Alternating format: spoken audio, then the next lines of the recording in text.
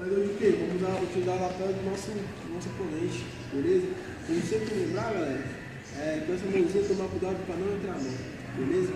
Então eu vou ganhar bastante lapela hoje. Tranquilo?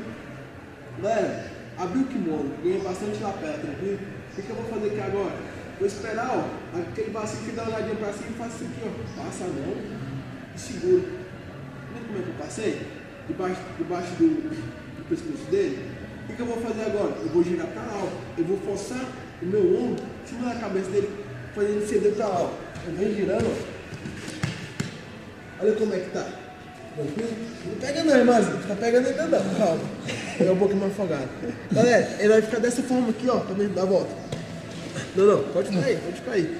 Olha como é que eu parei. Galera, vamos lembrar o seguinte. Tô puxando, tá incomodando aí, irmãzinho, tá?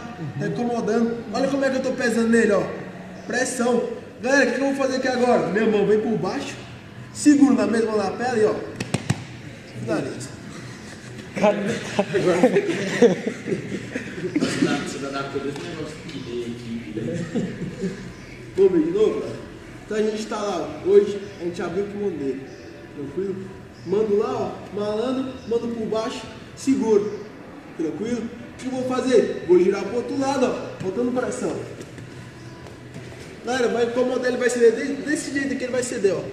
Beleza? Minha mãozinha que tá aqui, corre lá embaixo, seguro na mesma lapela, estrangula.